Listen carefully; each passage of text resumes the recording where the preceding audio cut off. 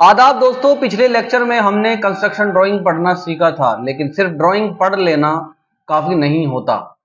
असली काम तब शुरू होता है जब हमें उसी ड्राइंग को जमीन पर उतारना होता है। आज के लेक्चर में हम सीखेंगे कि किसी भी बिल्डिंग का लेआउट कैसे निकाला जाता है। अगर आप साइट इंजीनियर बनना चाहते हैं तो यह लेक्चर आपके लिए एक बहुत महत्वपूर्ण है, क्योंकि इंटरव्यू में अक्सर पूछा जाता है अगर आपको एक खाली प्लॉट दे दिया जाए तो आप बिल्डिंग की शुरुआत कैसे करेंगे।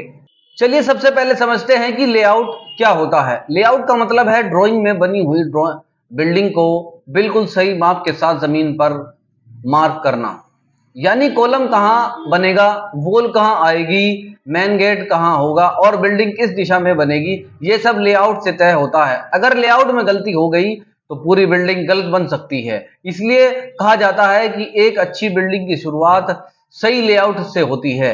अब सवाल आता है कि लेआउट शुरू करने से पहले क्या क्या चाहिए। सबसे पहले अप्रूव ड्राइंग, उसके बाद प्लॉट की सही मेजरमेंट, फिर साइट की बाउंड्री की जानकारी, इसके बाद सर्वे इंस्ट्रूमेंट जैसे measuring tape, auto level, total station या कम से कम वाटर लेवल पाइप। अब समझते हैं कि बेंचमार्क क्या होता है। बेंचमार्क यानी एक ऐसा स्थानीय रेफरेंस पॉइंट जिसकी हाइट पहले से तय होती है। साइट पर हर लेवल इसी बेंचमार्क से किया जाता है। उदाहरण के लिए अगर रोड की लेवल को बेंचमार्क मान लिया गया तो प्लिंथ लेवल, फ्लोर लेवल और रूफ लेवल सभी उसी के आधार पर निकाले जाएंगे। अब बात करते हैं सेंटर लाइन की।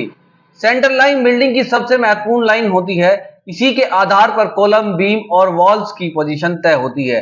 साइट पर लेआउट करते समय सबसे पहले सेंटर लाइन निकाली जाती है। अब ग्रिड लाइन समझते हैं। ड्राइंग में आपने ए बी सी या 1 2 3 जैसी लाइन देखी होंगी, इन्हें ग्रिड लाइन कहते हैं।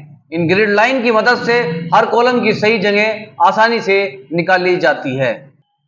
अब लेआउट करने की आसान प्रक्रिया समझिए। सबसे पहले प्लॉट की बाउंड्री चेक करें, फिर ड्राइंग के अनुसार एक बेस लाइन चुनें, उसके बाद 90 डिग्री का राइट एंगल बनाइए। अब मेजरिंग टेप से सभी डायमेंशन लेकर सेंटर लाइन मार्क कीजिए। इसके बाद सभी कॉलम पॉइंट्स पर पैग या मार्क लगा दीजिए। फिर एक बार पूरी मेजरमेंट को दोबारा चेक कीजिए। याद रखिए, एक बार मेजर करो, 2 बार चेक करो। अब बात करते हैं ऑटो लेवल की। ऑटो लेवल का उपयोग यह देखने के लिए किया जाता है कि साइट पर सभी जगह लेवल सही है या नहीं। इससे हम पता लगाते हैं कि कहाँ खुदाई ज्यादा करनी है और कहाँ कम। प्लिंथ लेवल भी इसी से चेक किया जाता है। अगर आपको ऑटो लेवल चलाना आ गया तो साइट इंजीनियर के रूप में आपकी वैल्यू बढ़ जाती है। अब एक उदाहरण लेते हैं। मान लीजिए आपकी ड्राइंग में कॉलम C1 और C2 के बीच दूरी 4 मीटर दी गई है, तो साइट पर भी यही दूरी बिल्कुल 4 मीटर होनी चाहिए। अगर आपने 10 या 20 सेंटीमीटर की भी गलती कर दी तो आगे बीम, वॉल और रूफ सभी में समस्या आ सकती है। इसीलिए लेआउट में कभी भी अनुमान से काम मत कीजिए।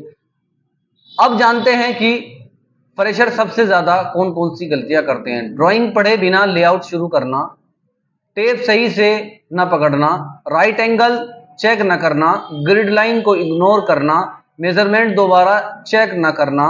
एक अच्छा साइट इंजीनियर कभी जल्दबाजी नहीं करता। वह पहले प्लानिंग करता है, फिर मार्किंग करता है और उसके बाद ही कंस्ट्रक्शन शुरू करवाता है। अब आज का होमवर्क, अपने घर या किसी खाली प्लॉट की लंबाई और चौड़ाई मेजरिंग टेप से नापिए। फिर एक साधारण फ्लोर प्लान बनाइए, उसमें ग्रिड लाइन बनाएं और कॉलम की पोजीशन मार्क कीजिए। इस अभ्यास से आपकी लेआउट की समझ बहुत तेज हो जाएगी। दोस्तों, आज हमने सीखा कि लेआउट क्या होता है, बेंचमार्क क्या है, सेंटर लाइन क्या है, ग्रिड लाइन का उपयोग कैसे होता है और ऑटो लेवल क्यों जरूरी है। अगले लेक्चर में हम सीखेंगे कि फुटिंग, पीसीसी, एक्सकेवेशन और फाउंडेशन का काम साइट पर कैसे शुरू किया जाता है। अगर आपको ये लेक्चर पसंद आया हो तो इसे अपने दोस्तों के साथ जरूर शेयर करें। मिलते हैं अगले लेक्चर में, तब तक के लिए धन्यवाद।